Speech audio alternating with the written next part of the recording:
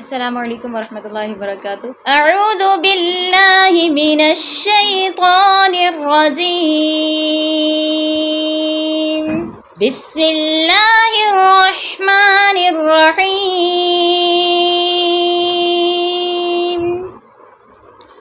قل یا اہل الکتاب لم تکفرون بآیات اللہ واللہ شہید علی ما تعملون۔ قل یا اہل الکتاب لم تصدون عن سبیل اللہ من آمن تبغونها عوجا وانتم شہداء وما اللہ بغافل عما تعملون۔ یا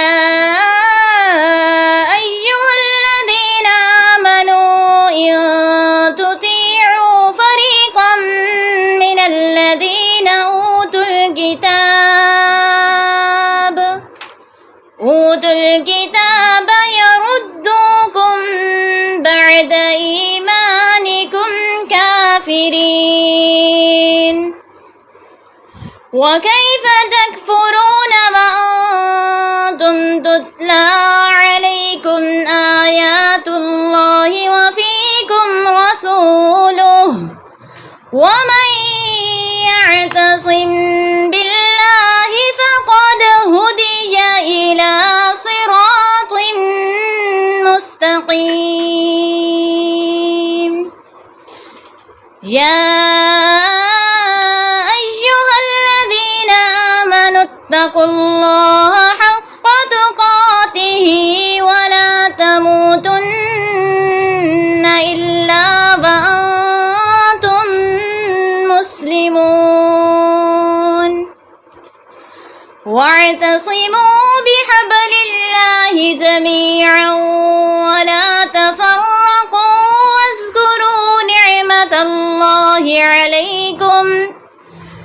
واذكروا نعمة الله عليكم إذ كنتم أعداء فألف بين قلوبكم فأصبحتم بنعمته إخوانا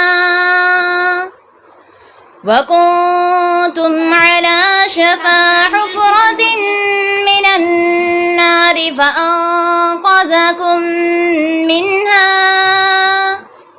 كذلك يبين الله لكم آياته لعلكم تهتدون۔ السلام علیکم ورحمۃ اللہ وبرکاتہ۔ نحمدہ ونصلی علی رسولہ الکریم، اما بعد فاعوذ باللہ السمیع العلیم من الشیطان الرجیم، بسم اللہ الرحمن الرحیم۔ رب اشرح لی صدری ویسر لی امری واحلل عقدۃ من لسانی یفقہوا قولی، رب زدنی علما رب زدنی علما رب زدنی علما، آمین۔ سورہ آل عمران آیت نمبر 98۔ قل یا اہل الکتاب لم تکفرون بآیات اللہ، کہہ دیجئے اے اہل کتاب تم کیوں اللہ کی آیات کے ساتھ کفر کرتے ہو، واللہ شہید علی ما تعملون، جبکہ اللہ اس بات پر پوری طرح گواہ ہے جو تم کرتے ہو۔ قل یا اہل الکتاب لم تصدون عن سبیل اللہ، کہہ دیجئے اہل کتاب تم اللہ کے راستے سے اس شخص کو کیوں روکتے ہو، من آمنا جو ایمان لے آئے، تبغونہا عوجا تم اس کے راستے میں کوئی نہ کوئی تجدید یا ٹیڑھا پن تلاش کرتے ہو، وانتم شہداء حالانکہ تم خود اس بات کے اوپر گواہ ہو، وما اللہ بغافل عما تعملون اور اللہ تعالیٰ تمہارے کسی بھی کام سے ہرگز غافل نہیں ہے۔ اللہ تبارک و تعالیٰ نے یہاں اہل کتاب سے دونوں آیتوں میں مخاطب ہو کر بات کی ہے۔ تو پہلی آیت میں اللہ تعالیٰ اہل کتاب کو مخاطب کر کے کس بات کے حوالے سے اشارہ کر رہا ہے؟ زجر و توبیخ کر رہا ہے کہ تم ایسا کام کیوں کرتے ہو۔ کون سا کام؟ اللہ کی آیات کے ساتھ کفر کیوں کرتے ہو۔ یعنی اللہ کی آیات آنے کے بعد اس کو نہ ماننا، اس کے ساتھ اس کا انکار کر دینا، اللہ کی آیات کا کفر کرنا ہے۔ تو اللہ تبارک و تعالیٰ نے کہا یہ کس کا کام ہے؟ اہل کتاب کا کام ہے کہ وہ اللہ کی آیات کے ساتھ کفر کرتے ہیں، انکار کر دیتے ہیں، یعنی عمل کی جب باری آتی ہے تو عمل نہیں کرتے۔ تو اللہ تعالیٰ کہہ رہا ہے کہ میں تم پر پوری طرح گواہ ہوں، جو کچھ بھی تم کر رہے ہو مجھے کسی کو مجھے بتانے کی ضرورت نہیں ہے، کیونکہ اللہ تعالیٰ تمہارے سارے کاموں سے باخبر ہے۔ جو لفظ تم بولتے ہو اللہ جانتا ہے، جو بات تم کرتے ہو وہ اللہ جانتا ہے، جو عمل تم کرتے ہو وہ اللہ جانتا ہے۔ تو در حقیقت یہاں اہل کتاب سے مخاطب ہے، لیکن آج کی امت کے ساتھ بھی اگر ایسا معاملہ ہے کہ وہ بھی اللہ کی آیات کو سننے کے بعد یا پڑھنے کے بعد اس کا انکار کر دیتے ہیں، تو یہ آیت ان کے بارے میں بھی ہے کہ اللہ تعالیٰ منع کر رہا ہے کہ اللہ گواہ ہے تمہاری باتوں کے اوپر جو تم کر رہے ہو۔ تو اس کام سے اللہ نے منع کر دیا کہ اہل کتاب ایسا کام نہیں کرنا۔ دوسرا کام اللہ تعالیٰ کیا منع کر رہا ہے؟ اہل کتاب تم اللہ کے راستے سے اس شخص کو کیوں روکتے ہو جو اللہ پر ایمان لے آئے، اللہ کی آیات کے مطابق اپنی زندگی کو بسر کرنا شروع کرے، یعنی دین اسلام کے مطابق جب وہ اپنی زندگی بسر کرتا ہے تو تم اسے کیوں روکتے ہو؟ تو پتہ چلا یہ کام بھی کون کرتے تھے؟ اہل کتاب۔ کیا کرتے تھے؟ ٹیڑھا پن، کجی، یعنی دوسرے راستے نکالتے تھے۔ تو یہ ضروری تو نہیں ہے کہ پردہ ہونا چاہیے، پردہ تو دل کا ہونا چاہیے، آنکھوں کا ہونا چاہیے۔ یہ کون لوگ کر رہے تھے؟ اہل کتاب اس طرح کی باتیں کرتے تھے۔ تو اللہ تعالیٰ کہہ رہے ہیں کہ اہل کتاب تم ایسے کام نہ کرو۔ اب اہل کتاب کو اللہ روک رہا ہے تو در حقیقت ہمیں بھی تو اللہ اس بات سے روک رہا ہے کہ کوئی اگر دین اسلام پر عمل کرتا ہے تو اس کے راستے میں رکاوٹیں پیدا نہیں کرنی۔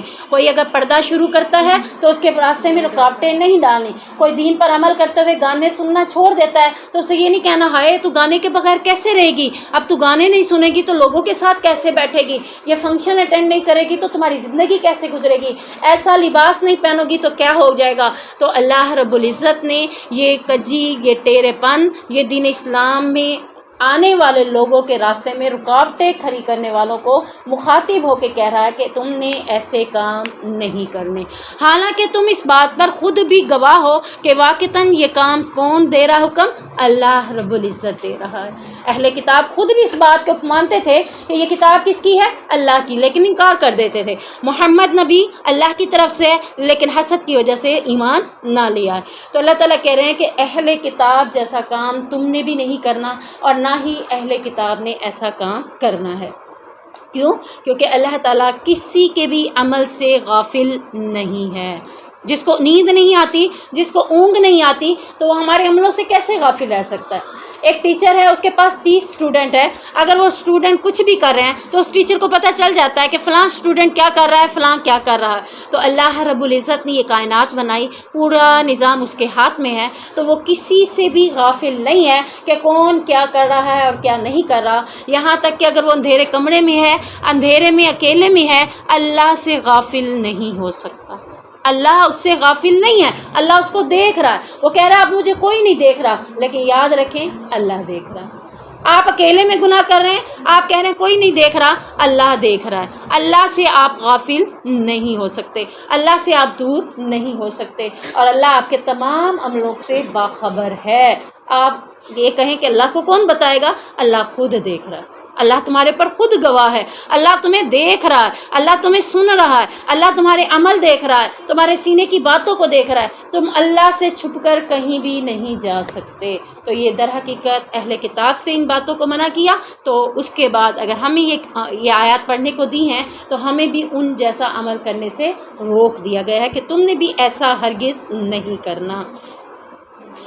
اور اللہ تعالیٰ نے ایک اور مقام پہ فرمایا کہ اللہ کو ہرگز اس سے غافل نہ گمان نہ کر جو ظالم لوگ کر رہے ہیں، وہ تو انہیں صرف اس دن کے لیے مہلت دے رہا ہے جس دن ان کی آنکھیں کھلی کی کھلی رہ جائیں گی، حیرت سے کھل جائیں گی، خوفناک عذاب دیکھ کر کھل جائیں گی۔ ہم نے تو دنیا میں سوچا تھا بس ایسا ہوگا، یہ تو اس سے بھی بڑھ کر ہے۔ تو ان کی آنکھیں کیا ہو جائیں گی؟ کھلی کی کھلی رہ جائیں گی، حیرت اور دہشت کے مارے وہ بڑے پریشان حال ہوں گے، اور تب انہیں سمجھ آئے گی کہ واقعتاً اللہ غافل نہیں تھا، اللہ میرے ایک ایک عمل سے باخبر تھا۔ یا ایھا الذین آمنوا، اے ایمان والو، ان تطیعوا فریقا من الذین اوتوا الکتاب، اگر تم ان میں سے کچھ لوگوں کا کہنا مانو گے جنہیں کتاب دی گئی ہے، یردوکم بعد ایمانکم، تو وہ تمہیں تمہارے ایمان کے بعد بدل دیں گے، کافرین، کافر بنا دیں گے۔ یہاں اللہ تبارک و تعالیٰ نے اب مسلمانوں سے مخاطب ہو کر ان کو یہودیوں کے مذموم ارادے سے باز رکھنے کے لیے یہ بات اللہ تعالیٰ نے مسلمانوں کو کی کہ اے مسلمانوں، تم نے یہودیوں کے مکر و فریب میں نہیں آ جانا، وہ تمہارے لیے فریب ڈالیں گے، مکر ڈالیں گے، چالیں چلیں گے، تدبیریں کریں گے، تمہارے راستے میں رکاوٹیں پیدا کریں گے۔ تم نے کیا کرنا ہے؟ ان لوگوں کا کہنا نہیں ماننا۔ وہ کہیں گے ساری دنیا تو کر رہی ہے، اگر تم یہ کپڑے پہن لو گی تو کیا ہوگا؟ تم نے ان کی بات نہیں ماننی۔ وہ کہیں گے ساری دنیا اسی راستے پہ چل رہی ہے، تم چل لو گی تو کیا ہوگا؟ نہیں، تم نے یہ بات نہیں مانی۔ اگر تم اسلام کو قبول کر چکے ہو، مسلمان ہو چکے ہو، تو تمہیں اگر کوئی کہتا ہے پردہ اتار دو تو تم نے پردے کو اتارنا نہیں ہے، تم نے اپنے پردے کو سنبھال کے رکھنا ہے۔ ایسے لوگوں سے دور رہنا ہے جو تمہیں دین کی باتوں سے روکیں۔ تو اللہ نے یہاں مسلمانوں کو خبردار کر دیا کہ اگر تم ان لوگوں کا کہنا مان لو گے، نہیں ماننا تم نے، اگر تم نے مان لیا جنہیں کتاب دی گئی، یعنی اہل کتاب یہود و نصارہ، انہیں بھی تو تورات اور انجیل دی گئی تھی، کتاب دی سے مراد انہیں تورات اور انجیل دی گئی تھی، اگر تم ان کا کہنا مان لو گے تو ان کا مشن کیا ہے کہ وہ تمہیں ایمان کے بعد کافر بنا دیں گے، یعنی ہوگے تو تم مسلمان لیکن چلتے پھرتے نظر کیا ہوگے؟ کافر، یہودی، نصارہ۔ تمہاری رسموں سے پتہ چلے گا تم مسلمان نہیں ہو، تمہارے فنکشنوں سے پتہ چلے گا تم مسلمان نہیں ہو، تمہارے لباس سے پتہ چلے گا تم مسلمان نہیں ہو، یعنی یہ تمہیں اپنے دین کی طرف، اپنی باتوں کی طرف پھیر کر در حقیقت تم مسلمان ہو لیکن وہ تمہیں کیا بنا دیں گے؟ کافر بنا دیں گے۔ یعنی تم اپنے آپ کو دعویٰ کرو کہ میں مسلمان ہوں لیکن کوئی تمہیں دیکھ کر کہیں گا ہی نہیں کہ تم مسلمان ہو، نہ تمہارا لباس، نہ تمہارا اٹھنا بیٹھنا، نہ تمہاری نمازیں، نہ تمہاری باتیں، کچھ بھی تو نہیں رہ گیا۔ تم نے کیا کیا؟ ان کو فالو کیا، اتنا ان کو فالو کیا کہ تمہاری نمازیں بھی چھوٹ گئیں، اتنا تم نے ان کو فالو کیا کہ تمہارا اسلامی لباس بھی چھوٹ گیا، تم نے اتنا ان کا کہنا مانا کہ ان کے جیسے آزاد ماحول میں رہتے ہوئے کہ عورتوں کو بھی آزادی دو، آزادی کے نام پر تم نے کیا کیا؟ اپنا دوپٹہ تک اتار کر ان کے شانہ بشانہ کھڑے ہو گئے۔ در حقیقت تم کہتے ہو ہم مسلمان ہیں لیکن انہوں نے تمہیں کیا بنا دیا؟ کافر بنا دیا۔ آج آپ دیکھ لیں، مسلم معاشرے کے اوپر نظر ڈالیں تو آپ کو ایسا فیل ہوگا۔ آپ کینٹ ایریا میں چلے جائیں، لاہور چلے جائیں، مری چلے جائیں، آپ کو فیل ہی نہیں ہوگا کہ یہ مسلمان ہیں۔ آپ ایسے فیل کر رہے ہوں گے کہ پتہ نہیں یہ مسلمان ہیں بھی صحیح کہ نہیں ہیں۔ یعنی انہیں دیکھ کر، ان کی ٹوپے دیکھ کر، ان کے جینز دیکھ کر، ان کی بےہودگی دیکھ کر، ان کے بازوں میں بازیں ڈالے ہوئے دیکھ کر، ان کے کلچر کو دیکھ کر، ان کے گانوں کے اوپر ڈانس ناچنے کو دیکھ کر آپ کہہ ہی نہیں سکیں گے کہ وہ مسلمان ہیں۔ انہوں نے آپ کو کیا بنا دیا؟ کافر بنا دیا۔ اگر تم نے ان کا کہنا مانا، اللہ پہلے ہی وارننگ دے رہا ہے کہ اگر تم ان کی باتیں مانو گے تو وہ تمہیں کافر بنا دیں گے، اور در حقیقت تم مسلمان کلمہ پڑھنے والے، نہ تمہاری نمازیں ہوں گی، نہ تمہاری باتیں ہوں گی، نہ تمہارے روزے ہوں گے، نہ تمہارا کوئی اور دین کا حصہ تمہارے اندر رہ جائے گا۔ نبی کریم صلی اللہ علیہ وسلم نے فرمایا میرے بعد کافر نہ بن جانا کہ ایک دوسرے کی گردنیں مارنے لگو۔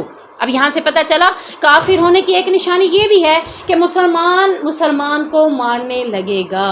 اب آپ دیکھ لیں، سیاست کے نام پر لوگوں نے کیا کیا ہے؟ تو ہم آپس میں مسلمان، کچھ نون لیگی بن جاتے ہیں، کچھ پی ٹی آئی بن جاتے ہیں، کچھ دوسرے بن جاتے ہیں، اور جب محلے گلیوں کے اندر اس بات کا شور اٹھتا ہے تو پی ٹی آئی والے نون لیگ کو مار رہے ہیں، نون لیگ والے پی ٹی آئی کو مار رہے ہیں، حالانکہ دونوں کون ہیں؟ مسلمان۔ تم کیا کرو گے؟ کافر ہو جاؤ گے۔ کافر ہونے کی نشانی کیا بتائی؟ کہ تم ایک دوسرے کی گردنیں مارو گے، اور آج کافر نے ہم سے یہ بھی کروا دیا۔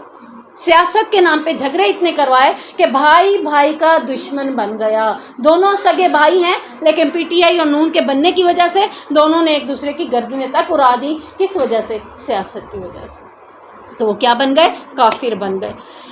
کفر سے مراد اسلام میں رہ کر کفر ہے، مرتد ہونا یہاں پہ نہیں ہے۔ جیسے میں آپ کو بتا رہی ہوں نا، در حقیقت وہ کون ہوں گے؟ مسلمان ہی ہوں گے۔ پیچھے ہم نے پڑھا کہ اسلام لانے کے بعد وہ مرتد ہو جائیں گے، لیکن یہاں اللہ تعالیٰ کہہ رہا ہے کہ تم نے ان کی بات مانی، ان کا کلچر لیا، ان کی رسمیں لی، ان کے طور طریقے لیے، ہو تم مسلمان لیکن لگتے کیا ہو؟ تم یہودی لگتے ہو، نصارہ لگتے ہو، کافر لگتے ہو، تو یہاں اس بات کا اس آیت میں تعلق ہے۔ در حقیقت یہاں پہ مرتد ہونا تعلق نہیں ہے۔ تعلق کیا ہے کہ کلمہ پڑھتے ہوگے لیکن نظر نہیں آتے ہوگے کہ مسلمان ہو۔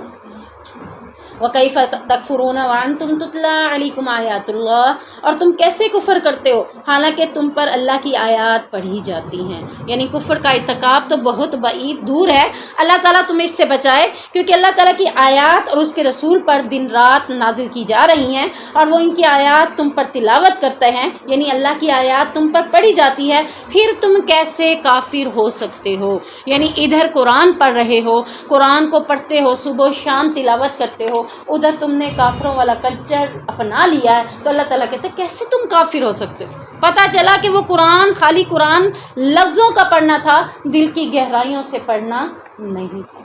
اگر ایک انسان اس قرآن کو دل کی گہرائیوں سے پڑھے تو یہ اس کی زندگی بدل جاتی ہے، وہ کفر والے کاموں کو چھوڑ دیتا ہے، وہ گناہ کے کاموں کو چھوڑ دیتا ہے۔ وہ یہ نہیں ہے کہ سینوں میں تو قرآن ہے لیکن در حقیقت وہ کیا ہیں؟ کافر بنے پھریں، یہودی بنے پھریں، نصارہ بنے پھریں، تو ایسے مسلمان کا اللہ کو کوئی فائدہ نہیں، چاہے وہ پورا قرآن سینے میں رکھتا ہو، چاہے وہ پورے قرآن کا حافظ قرآن کہلاتا ہو، لیکن ایسے حافظ قرآن کے حوالے سے جنت کی خوشخبری نہیں ہے۔ کون سے حافظ قرآن کے حوالے سے جنت کی خوشخبری ہے؟ وہ حافظ قرآن جس نے قرآن کو حفظ کرنے کے بعد اس کے مطابق عمل کیا، اپنی زندگی کو چینج کیا، قرآن و سنت کے مطابق اس نے اپنی زندگی کو بسر کیا، تو ایسے انسان سے کہا جائے گا قرآن پڑھتا جا اور جنت کی منازل طے کرتا جا، جہاں تیری آخری صورت کا آخری لفظ ہوگا وہی تیرا جنت کا مقام ہوگا۔ تو یہ خالی حافظ قرآن کے لیے نہیں ہے، حافظ قرآن کے ساتھ عمل کرنا۔ اب ایک حافظ قرآن ہے لیکن اس نے لباس یہودیوں کا پہنا ہے، اس نے رسمیں یہودیوں کی ہیں، اس نے تمام معاملات یہودیوں والے کیے ہوئے ہیں، تو اس کو ہم کہہ ہی نہیں سکتے کہ یہ حافظ قرآن جنت میں جائے گا، کیونکہ ایسے حافظ قرآن کے بارے میں اللہ تعالیٰ کیا کہہ رہا ہے کہ در حقیقت تو وہ مسلمان ہے لیکن لبادہ کس کا ہو رہا ہوا ہے؟ کافروں کا۔ تو ایسے لوگوں کے بارے میں اللہ تعالیٰ فرما رہے ہیں کہ یہ لوگ کیا ہوں گے؟ اللہ رب العزت فرما رہے ہیں کہ اللہ رب العزت ان کے بارے میں فرما رہا ہے کہ کافر نہ بنو، کافر بن گئے تو کل قیامت کے دن تم یہودیوں کے ساتھ کھڑے ہوگے، نصارہ کے ساتھ کھڑے ہوگے، تم خود کہو گے اللہ ہم تو دنیا میں مسلمان تھے، حافظ قرآن تھے، سینوں میں قرآن تھا، ہم تو قرآن پڑھتے تھے، ہم تو نمازیں پڑھتے تھے۔ اللہ کہے گا تمہارا عمل یہود و نصارہ والا تھا۔ تو اللہ تعالیٰ ہمیں محفوظ فرمائے۔ تو یہاں بھی اللہ تعالیٰ کہہ رہا ہے کیسے کفر کر سکتے ہو، جیسے ہم کہتے ہیں وہ کیسے ایسے کر سکتا ہے، اس کو تو زیب ہی نہیں دیتا وہ ایسا کرے۔ تو اللہ تعالیٰ کہہ رہے ہیں جو قرآن پڑھتا ہو، قرآن کی آیات اس پر دن رات پڑھی جاتی ہوں، دن رات وہ قرآن اٹھا کر پڑھتا ہو، کیسے وہ کفر کر سکتا ہے، کیسے وہ کافروں والی زندگی بسر کر سکتا ہے۔ وفیکم رسول، اور یہ اس وقت کی بات ہے جس وقت نبی کریم صلی اللہ علیہ وسلم بھی ان میں موجود تھے۔ تو اللہ تعالیٰ کہہ رہے ہیں ابھی تو نبی بھی موجود ہیں، آیتیں بھی پڑھی جاتی ہیں، تب بھی تم اللہ کے نبی کو موجود ہوتے ہوئے بھی کفر کی روش کو اختیار کر لیتے ہو، تو تم یہ کیسے کر سکتے ہو؟ تمہارے سامنے ساری دلیلیں موجود ہیں۔ وَمَن يَعْتَصِم بِاللَّهِ، اور جو کوئی اللہ کو مضبوطی سے پکڑ لے۔ اللہ کو مضبوطی سے پکڑنا کیا ہے؟ در حقیقت اس کے دو معنی ہیں۔ اللہ کو مضبوطی سے پکڑنا، اللہ کی رسی کو مضبوطی سے پکڑنا۔ اللہ کی رسی کو مضبوطی سے پکڑنے سے مراد دین اسلام کو پکڑ لینا۔ یعنی اب اس کا تعلق کیا ہے؟ اللہ کیا کہہ رہا ہے؟ جو اللہ کو پکڑ لے۔ اللہ کو پکڑنا نہیں ہے کہ بھاگے پھریں کہاں ہے اللہ تعالیٰ کو پکڑیں۔ اللہ کو پکڑنے سے مراد جو اللہ نے تمہیں دین دیا ہے، جو اسلام دیا ہے، اس کو مضبوطی سے پکڑ لو، اس کو تھام لو، کیونکہ پیارے نبی کریم صلی اللہ علیہ وسلم نے فرمایا تھا کہ میں تم میں دو چیزیں چھوڑ کر جا رہا ہوں، تم ہرگز گمراہ نہیں ہوگے جب تک تم ان کو مضبوطی سے پکڑے رکھو گے۔ مضبوطی سے پکڑنا یہ نہیں ہے کہ یہ گرنے نہ پائے، اب میں اس کو سنبھال کے رکھوں، یہ میرے ہاتھ سے گر نہ جائے۔ مضبوطی سے پکڑنا اس پر عمل کرنا ہے۔ جب تک تم اس پہ عمل کرتے رہو گے تب تک تم گمراہ نہیں ہوگے، اور جب تم نے اس کے مطابق اپنی زندگی بسر نہ کی تو تب تم کیا ہو جاؤ گے؟ گمراہ ہو جاؤ گے۔ وہ دو چیزیں کیا ہیں؟ کتاب اللہ، اللہ کی کتاب، و سنت رسول، اور نبی کریم صلی اللہ علیہ وسلم کی سنت۔ یہ دو چیزیں دیکھنا ہمارے لیے ضروری ہے۔ ہم دنیا کو آئیڈیل بناتے ہیں، ہم لوگوں کو آئیڈیل بناتے ہیں، ہم ایسے لوگوں کو اپنا آئیڈیل کیسے بنا سکتے ہیں جو کہ گندے لوگوں کے ناموں سے مشہور ہو؟ جن کو لوگ کہیں کنجر، جن کو کہیں طوائف، جن کو کہیں اداکار، جن کو کہا جائے اداکارہ، جن کے نام ہی اتنے گندے ہیں، ان کو ہم اپنا آئیڈیل کیسے بنا سکتے ہیں؟ ہم تو گمراہ ہو گئے۔ اللہ کہہ رہا ہے، اللہ کا رسول کہہ رہا ہے، تم ہرگز گمراہ نہیں ہوگے جب تم میری سنت کو مضبوطی سے تھام لوگے، جب تم اللہ کی رسی کو مضبوطی سے پکڑ لوگے، جب تم اللہ کے ساتھ اپنا تعلق مضبوط بنا لوگے۔ تمہیں تکلیف آئی، کہاں گئے؟ اللہ کے پاس۔ تمہیں پریشانی آئی، کہاں گئے؟ اللہ کے پاس۔ تمہارا کوئی معاملہ ہے، سولو نہیں ہو رہا، تم کس کے پاس گئے؟ اللہ کے پاس۔ تمہیں خوشی ملی، تب بھی سیلیبریٹ کس کے ساتھ کیا؟ اللہ کے ساتھ، کہ اللہ میں 2 نفل آج اس لیے پڑھ رہی ہوں، تیرے آگے سجدہ ریز اس لیے ہوں، اللہ تیرا شکر ادا کرتی ہوں، جیسا کہ حضرت عائشہ نے کیا تھا۔ جب برات کی آیات نازل ہوئی تو حضرت عائشہ نے کیا کہا؟ ان کی والدہ نے کہا اٹھو نبی کا شکریہ ادا کرو۔ کہا امی جی میں نبی کا شکریہ کیوں ادا کروں؟ میں تو اللہ کا شکریہ ادا کروں گی نا جس نے میرے بارے میں قرآن نازل کر دیا۔ ہم خوشی میں کیا کرتے ہیں؟ جب تک ہماری خوشی میں گانے نہ بجیں، شیطان کو راضی نہ کریں اور اللہ کو ناراض نہ کریں، ہم خوشی سیلیبریٹ نہیں کرتے۔ تو اللہ ایسی خوشی منانے کے اوپر ہمیں رحمتیں کیسے دے گا؟ خوشی سیلیبریٹ کرنے کا طریقہ تو حضرت عائشہ نے سکھا دیا، کیسے کرنا ہے؟ سجدہ شکر بجا لانا ہے، اللہ کے حضور گرنا ہے، اللہ تیرا شکر ہے کہ تو نے مجھے یہ خوشی عطا کر دی۔ تو یہاں بھی اللہ تعالیٰ یہی کہہ رہا ہے، ہر معاملے میں تمہارا تعلق کس سے مضبوط ہو؟ اللہ کے ساتھ۔ اتنا مضبوط ہو کہ کوئی تمہیں بھٹکانا چاہے تو بھٹک نہ سکو، کوئی تمہیں ہلانا چاہے تو ہل نہ سکو، کوئی تمہیں گرانا چاہے تو تم گر نہ سکو، کیونکہ تمہارے ساتھ کون ہے؟ اللہ۔ وہ جو نظم ہے نا کہ مجھے کس بات کا ڈر ہے کہ میرے ساتھ تو ہے اللہ، ایسے ہی اپنے آپ کے تعلق اللہ کے ساتھ بنا لیں کہ اگر آپ کی امی بھی آپ کو اسلام سے روک رہی ہیں تو آپ نے ڈرنا نہیں ہے کہ میرے ساتھ تو میرا اللہ ہے، وہ میرا ساتھ دے گا، میں اسلام سے نہیں رکوں گی، میں دین سے پیچھے نہیں رکھوں گی، میں اللہ کے ساتھ اپنا تعلق کچا مضبوط کروں گی، کچا نہیں کروں گی۔ اور جب ہم نے اللہ کے ساتھ اپنا تعلق مضبوط کر لیا تو اللہ تعالیٰ کیا کہہ رہا ہے؟ فَقَدْ هُدِيَ إِلَىٰ صِرَاطٍ مُّسْتَقِيمٍ، تو پس یقیناً اسے سیدھے راستے کی طرف ہدایت مل گئی۔ اب سیدھا راستہ کون سا ہے؟ اس کا طرف جانے والا اللہ کی طرف جانے والا، شیطان کو راضی کرنے والا راستہ سیدھا نہیں ہے۔ جو اللہ کو راضی کرے وہ راستہ سیدھا ہے۔ اپنے محفلوں میں، اپنی فنکشنوں میں، اپنے دن رات میں، اپنی خوشی اور غمی کو چیک کریں کہ وہاں ہمارا تعلق کس کے ساتھ مضبوط ہے۔ اللہ کے ساتھ مضبوط ہے تو انشاءاللہ ہم سیدھے راستے پر ہیں، اگر شیطان کے ساتھ مضبوط ہے تو یاد رکھے شیطان تو جہنم میں جائے گا، وہ آپ کو بھی اپنے ساتھ جہنم میں لے جائے گا۔ تو اللہ تعالیٰ ہمیں شیطان کے شر سے محفوظ فرمائے۔ ابو جمعہ حبیب بن صبا بیان کہتے ہیں کہ ایک دن صبح سویرے ہم آپ صلی اللہ علیہ وسلم کے ساتھ تھے اور ہمارے ساتھ ابو عبیدہ بن جراح بھی تھے۔ یہ ابو عبیدہ بن جراح وہی ہیں جنہیں اللہ کے نبی کریم صلی اللہ علیہ وسلم نے امین کہا تھا، امانت دار کہا تھا۔ ابو عبیدہ نے نبی سے سوال کیا کہ اللہ کے رسول، ہم آپ پر ایمان لائے، آپ کے ساتھ مل کر جہاد کیا، تو کیا ہم سے بہتر بھی کوئی ہے؟ آپ صلی اللہ علیہ وسلم نے فرمایا، ہاں وہ لوگ جو تمہارے بعد ہوں گے وہ مجھ پر ایمان لائیں گے، اس کے باوجود کہ انہوں نے مجھے دیکھا نہیں ہوگا۔ تم نے تو مجھے دیکھا اور ایمان لے آئے، وہ مجھے دیکھے بغیر ایمان لائیں گے تو وہ تم سے بھی زیادہ بہتر ہوں گے۔ تو آج اگر ہم اللہ کے نبی پر ایمان لے آتے ہیں، ان کی سنت کے مطابق چلتے ہیں، ان کی بتائی باتوں کو مانتے ہیں، تو انشاءاللہ العزیز ہم صحابہ سے بھی زیادہ بہتر بن سکتے ہیں انشاءاللہ۔ یا ایھا الذین آمنوا اتقوا اللہ، اے ایمان والو اللہ سے ڈر جاؤ۔ پیچھے اللہ تعالیٰ کیا کہہ رہا ہے؟ اللہ کی رسی کو مضبوطی سے پکڑ لو۔ اب جب اللہ نے دیکھا انسان شیطان کے کہنے میں آ کر اللہ کی رسی کو مضبوطی سے نہیں پکڑے گا تو اگلی آیت میں اللہ تعالیٰ نے پھر ڈر پیدا کروا دیا، اے ایمان والو اللہ سے ڈر جاؤ۔ کہاں جاؤ گے؟ مرنے کے بعد کہاں جانا ہے؟ اللہ کے پاس ہی جانا ہے نا۔ جب اللہ کے پاس کھڑے ہوں گے تو کس منہ کے ساتھ جائیں گے؟ آج ندامت سے کسی کے سامنے اپنا چہرہ نہیں لے کے جا سکتے تو کل اللہ کے سامنے اپنا چہرہ کیسے لے کے جائیں گے؟ جب اللہ کو مضبوطی سے نہیں پکڑیں گے تو اللہ کے سامنے کیسے کھڑے ہوں گے؟ جب ٹیچر کی بات نہیں مانی جاتی تو آٹومیٹلی ٹیچر کے سامنے کھڑے ہونے سے بندہ ڈرتا ہے، والدہ کی بات نہیں مانی جاتی تو آٹومیٹلی ان کے سامنے جاتے ہوئے ڈر لگتا ہے کہ کوئی میرے ساتھ جائے، مجھے ڈر لگ رہا ہے کہ میں نے ان کی بات نہیں مانی۔ تو اللہ تعالیٰ کہہ رہا ہے کہ اے لوگو مجھ سے ڈر جاؤ، میرے سامنے کیسے کھڑے ہوگے اگر تم نے اللہ کی رسی کو مضبوطی سے نہ پکڑا، اگر تم نے اللہ کے ساتھ اپنا تعلق مضبوط نہ کیا تو پھر اللہ کے سامنے کیسے کھڑے ہوگے؟ اس وقت سے ڈر جاؤ اور تم کیا کرو؟ حق تقاتہ، ہی، جیسا کہ اس سے ڈرنے کا حق ہے ویسے اس سے ڈرو۔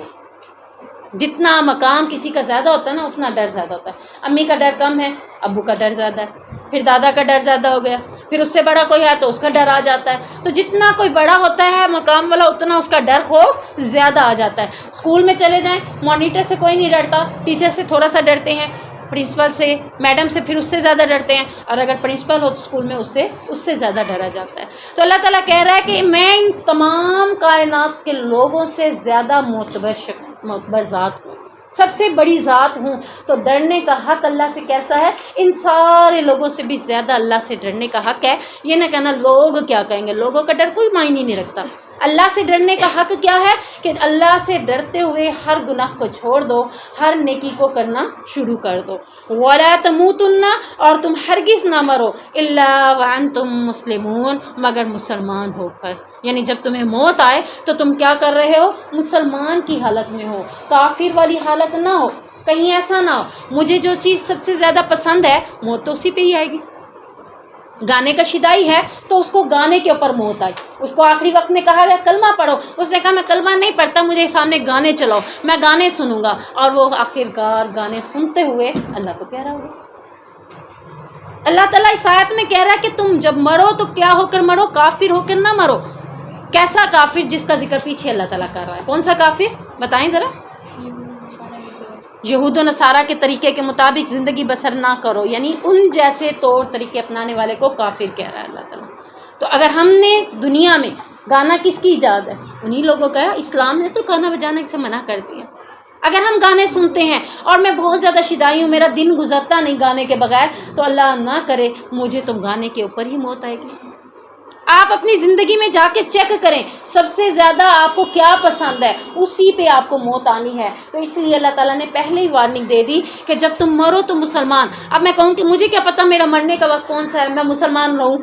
کسی کو جب پتہ چل جائے گا کہ میرے مرنے کا وقت وہ ہے، وہ تو نماز بھی پڑھ سکتا ہے، وہ روزہ بھی رکھ سکتا ہے، اس وقت وہ صدقہ بھی کر سکتا ہے۔ جب اسے پتہ چلے کہ میں مرنے والا ہوں، میری موت آئی ہوئی ہے، فرشتہ آیا ہوا ہے روح قبض کرنے کے لیے، تو وہ تو سجدہ بھی کر سکتا ہے، اور وہ کہہ سکتا ہے میں اللہ پر ایمان لیا۔ تو اللہ تعالیٰ نے یہ جو بات کی ہے کہ جب تم مرو تو مسلمان ہو کر مرو، اس سے مراد یہ ہے کہ تمہارا اٹھنا بیٹھنا روزانہ مسلمانوں والا، تمہاری عبادت ہر عبادت ایسی ہو کہ یہ لاسٹ عبادت ہے، پتہ نہیں اس کے بعد موقع ملتا ہے کہ نہیں۔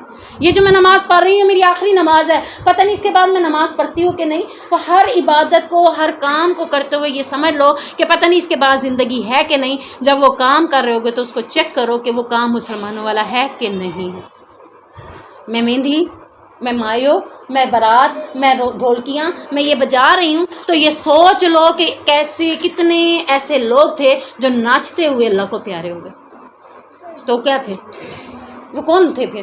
جن کو ناچنا پسند تھا، جن کو ڈانس پسند تھا، ڈانس کرتے ہوئے اللہ کو پیارے ہو گئے۔ کیا آپ اور میں چاہیں گے کہ ہمیں ایسی موت آئے؟ اور ڈھولکی بجانے والے ڈھولکی کی شدائی ڈھولکی بجا رہے ہیں، اچانک گر پڑے، کیا ہوا؟ موت آ گئی، مر گئے ہیں۔ مہندیاں کی رسمیں باندھنے والے مہندیاں کی رسمیں لے کے کھڑے ہوئے ہیں، موت آ گئی۔ کسی کو پتہ ہے کب موت آنی ہے؟ تو تم ہر ٹائم مسلمانوں والے کام کرو تاکہ جب بھی موت آئے تو تم مسلمان ہی ہو۔ سمجھ آ گئی اس بات کی کہ ہمیں آل ٹائم مسلمانوں والے کام کرنے ہیں تاکہ آل ٹائم میں کسی بھی وقت موت آئے تو میں مسلمان ہی ہو کر مروں۔ تو یہاں پر اللہ تعالیٰ نے اس بات کا اظہار کیا ہے۔ اس کے حوالے سے حدیث میں آتا ہے کہ آپ صلی اللہ علیہ وسلم نے فرمایا 7 آدمی ایسے ہیں جنہیں اللہ تعالیٰ اس دن جب کوئی سایہ نہیں ہوگا اپنے سائے میں جگہ عطا فرمائے گا۔ ان میں سے ایک وہ شخص بھی ہوگا جسے کسی خوبصورت عورت نے برائی کی دعوت دی تو وہ کہتا ہے کہ میں اللہ سے ڈرتا ہوں۔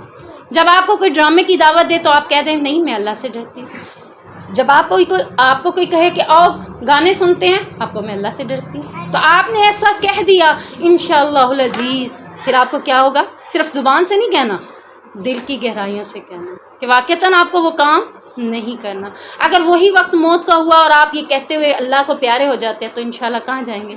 جنت میں، اور اللہ کے عرش کا سایہ بھی مل جائے گا۔ تو ہر بات کرتے ہوئے سوچ سمجھ کے بات کریں، کہیں ایسا نہ ہو وہ بات آپ کی آخری بات بن جائے اور وہ عمل آپ کا آخری عمل بن جائے اور اسی پہ آپ کو پکڑ ہو جائے۔ تو اللہ ہمیں ہر وقت مسلمانوں والی کیفیت میں ہی رکھے۔ آپ صلی اللہ علیہ وسلم کو اپنی وفات سے 3 دن قبل یہ ارشاد فرماتے ہوئے سنا، تم میں سے کوئی شخص فوت نہ ہو مگر اللہ کے ساتھ حسن ظن رکھتا ہو، یعنی اچھا گمان رکھتا ہو کہ انشاءاللہ اللہ ضرور مجھے معاف کر دے گا۔ آپ صلی اللہ علیہ وسلم نے سیدنا ابن عمر کا کندھا پکڑ کر فرمایا، دنیا میں اس طرح رہے کہ تو پردیسی ہے یا راہ گزرنے والا ہے۔ ابن عمر فرمایا کرتے تھے، جب تو شام کرے تو صبح کا انتظار مت کر، اور جب تم صبح کرو تو شام کا انتظار مت کر۔ اپنی تندرستی سے اپنی بیماری کے لیے اور اپنی زندگی سے اپنی موت کے لیے کچھ نہ کچھ حاصل کر لو، یعنی آپ کے پاس وقت ہے تو آپ کس کو راضی کر لو؟ اللہ کو راضی کر لو، اپنی آخرت کی تیاری کر لو۔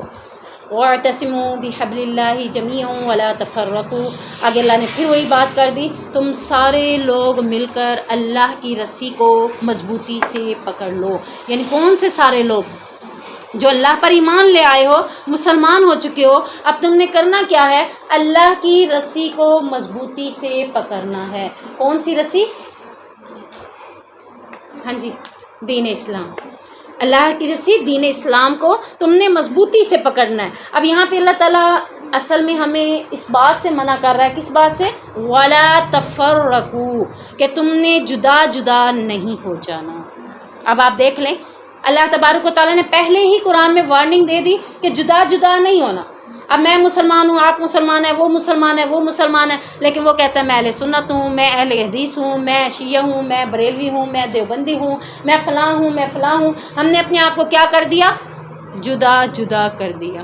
در حقیقت ہم سارے کون ہیں؟ ہم تو سارے ہی مسلمان ہیں۔ ہمارے پاس کون سی کتاب ہے؟ اللہ کی کتاب ہے۔ ہمارا سب کا اللہ کون ہے؟ وہی ایک اللہ ہے۔ ہم سب کا نبی کون ہے؟ وہی محمد ہے۔ تو اس کتاب کے اندر اللہ تعالیٰ کہہ رہا ہے جدا جدا نہیں ہونا۔ جدا جدا ہونے سے کیا ہوتا ہے؟ دشمن کو موقع مل جاتا ہے۔ اتفاق میں کیا ہوتی ہے؟ برکت۔ اب وہ اس کا منہ نہیں دیکھنا چاہتا، وہ اس کو نہیں ملنا چاہتا، وہ اس کے ساتھ نہیں بیٹھنا چاہتا، بھئی یہ تو ہمارا دین خراب کر دے گا، یہ تو ہمارا ایمان خراب کر دے گا، یہ تو ہمارا یہ کر دے گا۔ اللہ تعالیٰ کہہ رہا ہے جدا جدا ہو ہی نہیں، تم سارے مل جاؤ۔ کس بات کے اوپر مل جاؤ؟ اللہ کی کتاب میں جو بات ہے اسی بات کے اوپر تم سارے ڈٹ جاؤ۔ جب اللہ کہہ رہا ہے نماز پڑھو تو سب نماز پڑھو، کسی کو چھوڑنے کا حکم ہی نہیں۔ کوئی چھوڑ سکتا ہے؟ کسی کو اللہ نے چھوڑنے کی اجازت دی ہے؟ کوئی بھی نہیں چھوڑ سکتا۔ پھر ہر دوسرا بندہ نماز سے دور کیوں ہے؟ جدا جدا ہو گئے نا۔ اللہ نے جدا جدا ہونے سے منع کر دیا۔ اللہ کہہ رہا ہے تفرقے بازی میں نہ پڑو، فرقوں میں اپنے آپ کو بانٹ نہ لو۔ در حقیقت تم سارے مسلمان ہو اور اللہ کی رسی کو، اللہ کی کتاب کو مضبوطی سے پکڑ لو۔ وَاذْكُرُوا نِعْمَةَ اللَّهِ عَلَيْكُمْ، اور یاد کرو اللہ کی اس نعمت کو جو اس نے تم پر کی۔ اِذْ كُنْتُمْ أَعْدَاءً فَأَلَّفَ بَيْنَ قُلُوبِكُمْ فَأَصْبَحْتُمْ بِنِعْمَتِهِ إِخْوَانًا، کہ جب تم دشمن تھے تو اس نے تمہارے دلوں کے درمیان الفت ڈال دی۔ کب دشمن تھے؟ اس کے حوالے سے آتا ہے کہ یہ آیت اوس اور خزرج 2 قبیلے تھے جو کہ مکہ کے اندر ہوتے تھے۔ مکہ کے اندر اوس اور خزرج جو قبیلے تھے آپس میں اس قدر دشمنی میں، بغاوت میں آتے کہ 10 سال تک ایک دوسرے کا چہرہ، ایک دوسرے سے بولنا گوارا نہیں کرتے تھے۔ تو ان کے بارے میں اللہ تعالیٰ نے کیا کہا کہ زمانہ جہلیت میں شدید عداوت، کینہ پروری اور نفرتیں اس قدر تھیں کہ جس کی وجہ سے ان کے درمیان جنگیں طول پکڑ جاتی تھیں۔ جب اللہ نے ان کو دنیا میں اسلام بھیجا، انہوں نے اسلام کو قبول کر لیا اور مشرف با اسلام ہو گئے، تو یہ آپس میں کیا ہو گئے؟ اللہ تعالیٰ کہہ رہا ہے فَأَصْبَحْتُمْ بِنِعْمَتِهِ إِخْوَانًا، تم اللہ کے فضل سے، اللہ کی نعمت سے بھائی بھائی بن گئے۔ یعنی یہ جدا جدا تھے لیکن اسلام نے کیا کیا؟ ان دونوں کو ملا دیا۔ مہاجر اور انصار دونوں الگ الگ تھے لیکن اسلام نے ان دونوں کو کیا کر دیا؟ ملا دیا، اکٹھا کر دیا۔ اوس اور خزرج اتنا لڑتے تھے کہ اسلام لانے کے بعد اللہ نے دونوں کو بھائی بھائی بنا دیا۔ تو آپ دیکھ لیں کہ اللہ تبارک و تعالیٰ نے اپنی رسی کو، اپنے دین کو مضبوطی سے پکڑنے کے حوالے سے مزید کیا فرمایا؟ آپ صلی اللہ علیہ وسلم نے فرمایا اللہ تعالیٰ تمہارے لیے 3 باتوں کو پسند کرتا ہے اور 3 باتوں کو ناپسند فرماتا ہے۔ صرف وہ 3 باتیں ہی لکھ لیں۔ وہ تمہارے لیے یہ پسند فرماتا ہے کہ تم صرف اس کی عبادت کرو، اس کے ساتھ کسی کو شریک نہ ٹھہراؤ۔ یہ پہلی بات ہے جو اللہ تعالیٰ پسند کرتا ہے۔ کیا پسند کرتا ہے؟ اللہ کے سوا کسی کو معبود نہیں بنانا، اللہ کے سوا کسی سے کچھ بھی نہیں مانگنا۔ دوسری چیز کیا ہے؟ تم سب اللہ کی رسی کو مضبوطی سے تھام لو۔ اور تیسری چیز کیا ہے؟ تفرقہ بازی اختیار نہ کرو۔ یہ 3 چیزیں اللہ پسند کرتا ہے، اور 3 چیزوں کو جو اللہ نے ناپسند کیا ہے وہ کیا ہے؟ نمبر 1، بے مقصد ادھر ادھر کی باتیں، جس بات میں کوئی مقصد نہیں وہ نہیں کرنی۔ ادھر ادھر کی باتیں کر رہے ہیں، اس میں اس کا کوئی مقصد ہے، آپ آ کر مجھے پتہ ہے فلاں بچی ایسی ہے، فلاں بچی ایسی ہے، کیا مقصد بنتا ہے؟ کوئی مقصد ہے؟ آپ مجھے کس لیے بتا رہے ہیں؟ یہ کیا ہے؟ بے مقصد باتیں۔ آپ گئے فلاں کے گھر اور کسی عورت کا ذکر اٹھا کے بیٹھ گئے، کسی دوست کے گھر گئے تو دوسری دوست کو اٹھا کے بیٹھ گئے، کیا مقصد ہے؟ آپ دونوں آپس میں ملیں، اپنی باتیں کریں، کسی اور کو اٹھا کے کیوں بیٹھ گئے؟ یہ کیا ہے؟ بے مقصد باتیں۔ آپ دونوں جب ملے ہیں تو اپنے معاملات کریں، کسی اور کو ملوث نہ کریں۔ تو بے مقصد ادھر ادھر کی باتیں کرنے سے اللہ تعالیٰ نے منع فرما دیا۔ دوسری چیز، کثرت سوال سے، کہ جن سوالوں کے بارے میں اللہ کی طرف سے کوئی حکم نازل نہیں ہوا اس کے بارے میں سوال کرنے سے اللہ تعالیٰ نے منع فرما دیا کہ بہت زیادہ سوال نہ کرو۔ اور تیسری چیز، مال ضائع کرنے سے ناپسند کیا، یعنی جو لوگ ایک چیز ہوتے ہوئے دوسری لے آتے ہیں، 2 بھی ہیں، تیسری آ گئی، 4 ہیں تو پھر 5ویں آ گئی، 8 ہیں تو 10ویں آ گئی، تو کیا کر رہے ہیں؟ مال کو ضائع کر رہے ہیں۔ تو اللہ تعالیٰ نے یہ بھی ناپسند کیا ہے کہ مال ہے تو اسے صدقہ کرو، مال ہے تو یہ نہیں کہ ایک چیز ہے تو دوسری لے آئے، دوسری ہے تو تیسری لے آئے، مال کو ضائع کرنے سے بچاؤ۔ جب ضرورت ہے تو اس پہ لگاؤ، جب ضرورت نہیں ہے تو اس کو بیجا فضول ضائع نہ کرو۔ آپ صلی اللہ علیہ وسلم نے فرمایا آپس میں اختلاف نہ کیا کرو، کیونکہ تم سے پہلے لوگ ہلاک اور برباد ہو گئے اختلاف کرنے کی وجہ سے۔ یعنی آپس میں اختلاف سے کیا مراد ہے؟ بھئی نہیں ہم تو یہ بات مانتے ہیں، تم یہ بات نہیں مانتے، تم یہ مانتے ہو تو ہم نہیں مانتے، یہ کیا ہے؟ اختلافات ہے۔ اختلافات نہیں کرنے، اس طرح کیا ہو جائیں گے؟ ہلاک اور برباد ہو جائیں گے۔ آج دیکھیں ہلاکت ہے کہ نہیں، بربادی ہوئی پڑی ہے کہ نہیں؟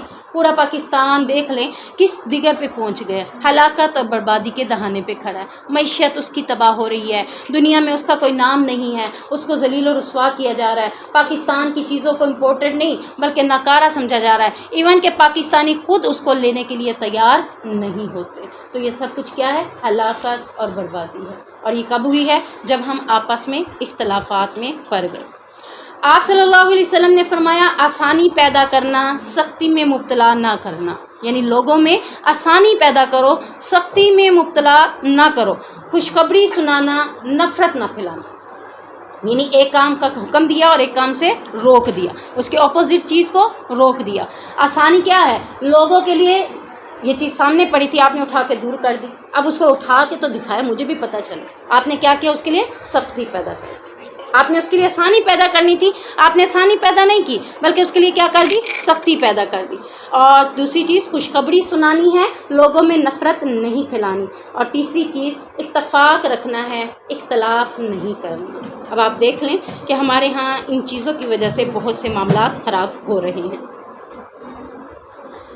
آپ صلی اللہ علیہ وسلم نے فرمایا تم میں سے جو شخص یہ چاہتا ہے کہ وہ جنت کے وسط میں جگہ حاصل کرے، درمیان والی جگہ زیادہ بہترین ہوتی ہے، تو جنت کے وسط میں جگہ حاصل کرنا چاہتا ہے تو اسے چاہیے کہ وہ کسی جماعت کے ساتھ چمٹ جائے، یعنی اکیلا نہ رہے۔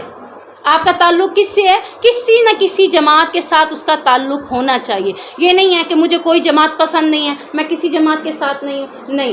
اگر آپ جنت کے وسط میں جگہ حاصل کرنا چاہتے ہیں تو اپنے آپ کو کسی جماعت کے ساتھ منسلک کر لیں، کیونکہ اکیلے شخص کے ساتھ شیطان ہوتا ہے اور وہ 2 آدمیوں یعنی جماعت سے دور رہتا ہے۔ آپ اکیلے ہیں تو آپ کے ساتھ شیطان ہے، آپ کسی کے ساتھ مل جاتے ہیں۔ اچھا ہم جب دین میں آتے ہیں اکیلے ہوتے ہیں تو ہمیں ہمارا جیسا ساتھی ملتا ہے تو کتنا اچھا فیلنگ ہوتی ہے، اور یوں لگتا ہے کہ واقعی اس کے ساتھ ملنے سے، اٹھا بیٹھنے سے ہماری جماعت بن گئی، اور ہم جماعت بننے کی وجہ سے کیا ہو گئے؟ ہمیں اچھا فیل ہوتا ہے۔ اب دل کہتا ہے کہ اس کے ساتھ اٹھیں بیٹھیں، اس گروپ کے ساتھ، اس کے ساتھ چلیں پھریں، تو یہ کیا ہے؟ یہ ایک جماعت ہے۔ تو اللہ تعالیٰ نے جماعت کے ساتھ رہنے کو جنت کے وسط میں جگہ دے دی، اور اکیلے رہنے والے کے لیے کہہ دیا کہ وہ شیطان کے ساتھ ہوتا ہے۔ آیت کو مکمل کرتے ہیں۔ وَكُنْتُمْ عَلَىٰ شَفَا حُفْرَةٍ مِّنَ النَّارِ فَأَنْقَذَكُم مِّنْهَا، اور تم آگ کے ایک گرے کے کنارے پر تھے تو اس نے تمہیں بچا لیا۔ یعنی اللہ رب العزت فرما رہے ہیں کہ تم لڑائی کی شدتوں میں اس قدر آگے بڑھ گئے تھے کہ ایک کنارے پہ کھڑا ہوتا تھا تو دوسرے کنارے پہ، تو اللہ تعالیٰ نے تمہیں آگ کے کناروں سے یعنی جہنم سے بچا کر تمہیں دین اسلام کی سمجھ دے دی۔ اور پھر كَذَلِكَ يُبَيِّنُ اللَّهُ لَكُمْ آيَاتِهِ، اسی طرح اللہ تعالیٰ تمہارے لیے آیات کھول کھول کر بیان کرتا ہے، لعلکم تہتدون، تاکہ تم سیدھے راستے پر آ جاؤ۔ تو اللہ تعالیٰ ہمیں سیدھے راستے پر چلنے کی توفیق عطا فرمائے۔ آخری حدیث کرتے ہیں۔ آپ صلی اللہ علیہ وسلم سے لوگوں نے خیر کے متعلق سوال کیا، میں اس خوف سے کہ کہیں شر میں مبتلا نہ ہو جاؤں، رسول اللہ صلی اللہ علیہ وسلم سے شر سے متعلق سوال کیا کرتا تھا۔ یعنی لوگ خیر کے متعلق سوال کرتے تھے، میں نے کس سے کیا؟ شر کے متعلق سوال کیا۔ ایک دن میں نے پوچھا، اللہ کے رسول، ہم جاہلیت میں مبتلا تھے، برائیوں میں گھرے ہوئے تھے کہ اللہ نے ہمیں اس خیر سے مشرف فرمایا، یعنی دین اسلام ہمیں عطا کر دیا، تو کیا اس خیر کے بعد بھی کوئی شر ہے؟ آپ صلی اللہ علیہ وسلم نے فرمایا ہاں۔ اسے رکھو۔ یعنی ہم شر پہ تھے، غلط راستے پہ تھے، اللہ نے اسلام کا راستہ اپنا لیا، کہ اب اسلام کو اپنانے کے بعد بھی کوئی شر ہے؟ تو آپ صلی اللہ علیہ وسلم نے فرمایا ہاں۔ میں نے پوچھا کیا اس شر کے بعد بھی خیر ہے؟ آپ نے فرمایا ہاں، لیکن اس میں کدورت ہوگی۔ میں نے پوچھا کدورت کیا ہوگی؟ آپ نے فرمایا ایسے لوگ بھی ہوں گے جو میرے طریقے کی بجائے دوسرے طریقوں کی طرف رہنمائی کریں گے، یعنی اللہ کے نبی کا جو راستہ ہے اس کی بجائے غلط راستے کی طرف رہنمائی کریں گے۔ تم ان کی بعض باتوں کو اچھا سمجھو گے اور بعض کی باتوں کو برا سمجھو گے۔ میں نے عرض کی کیا اس خیر کے بعد پھر شر ہوگا؟ آپ نے فرمایا ہاں، لوگ اس گمراہی میں پھیلائیں گے کہ گویا کہ وہ دوزخ کے کنارے پر کھڑے ہو کر لوگوں کو بلا رہے ہوں گے، یعنی خود بھی دوزخ کے کنارے پہ کھڑے ہوں گے اور لوگوں کو بھی شر کی طرف بلا رہے ہوں گے، خیر کی طرف دعوت دینے والا کوئی بھی نہیں ہوگا۔ اور ڈرامے دیکھو، فلمیں دیکھو، ناچ گانے کرو، یہ فنکشن کرو، یہ خوشیاں کرو، ہر کوئی کس سے بلا رہا ہوگا؟ خود بھی جہنم کے کنارے پہ کھڑا ہے، دوسروں کو بھی شر کی طرف بلا رہا ہے۔ نماز کی طرف کسی نے نہیں کہا آ جاؤ، دین کی طرف کسی نے نہیں کہا آ جاؤ، جو ان کی پکار پر لبیک کہے گا وہ اسے بھی جہنم میں ڈال دیں گے۔ میں نے عرض کی اللہ کے رسول، ان کی کوئی صفت ہم سے بیان کیجیے۔ آپ نے فرمایا وہ ہماری ہی قوم کے لوگ ہوں گے اور ہماری ہی زبان میں باتیں کریں گے۔ میں نے پوچھا اگر وہ میں زمانہ پا لوں تو مجھے آپ کس بات کا حکم دیتے ہیں کہ میں کیسے ان کے شر سے اپنے آپ کو بچا لوں؟ آپ نے فرمایا تمہیں مسلمانوں کی جماعت اور ان کے امام سے چمٹے رہنا ہوگا۔ میں نے پوچھا اگر نہ مسلمانوں کی جماعت ہو، اگر نہ کوئی امام ہو تو پھر میں کیا کروں؟ تو آپ صلی اللہ علیہ وسلم نے فرمایا ایسی حالت میں تم تمام فرقوں سے علیحدہ ہو جانا، خواہ تمہیں درخت کی جڑیں ہی کیوں نہ چبانی پڑیں، حتیٰ کہ تمہیں موت آئے تو اس حالت میں موت آئے کہ تم مسلمان ہی ہو۔ یعنی اتنے شر نازل ہوں گے، اتنی برائیاں نازل ہوں گی، اس میں ہمیں کرنے کا کام پہلے کیا دیا نبی نے؟ جماعت کے ساتھ چمٹے رہنے کا، کسی امام کے ساتھ چمٹے رہنے کا، یعنی خیر خواہ لوگوں کے ساتھ رہنے کا۔ اگر ہم خیر خواہ لوگوں کو نہیں پاتے تو پھر نبی کا حکم کیا ہے؟ کنارہ کشی اختیار کر لینا۔ یعنی قیامت کے قریب ہم نے سنا ہے کچھ ایسے لوگ ہوں گے جو پہاڑوں پر اور غاروں میں جا کر اپنے دین کو بچائیں گے، یعنی لوگوں کے شر سے، جیسا کہ اصحاب کہف نے بچایا تھا۔ لوگوں کا شر تھا نا، تو وہ کیا کیا تھا انہوں نے؟ ان سے دور نکل گئے اور پہاڑ کی غار میں جا کر بسر کرنا شروع کر دی گئی۔ تو یہاں بھی اللہ تعالیٰ یہی کہہ رہے ہیں کہ جب تمہیں کوئی نہ جماعت ملے نہ کوئی خیر خواہ لوگ ملے تو پھر تم نے کیا کرنا ہے؟ اکیلے ہو کر درختوں کی جڑوں کی طرف یا پہاڑوں میں چلے جانا۔ تمہیں جڑیں کھانی پڑیں، تمہیں پتے کھانے پڑیں تو کھا لینا، لیکن ایمان کو ضائع ہونے سے بچا لینا۔ تو اللہ تعالیٰ ہمیں اس وقت سے پہلے اس دنیا سے لے لے اور ہمارا خاتمہ خیر پر کرے اور ہمیں مسلمانوں والے کام کرنے کی توفیق عطا فرمائے۔ سبحانک اللہم و بحمدک، اشہد ان لا الہ الا انت، استغفرک و اتوب الیک۔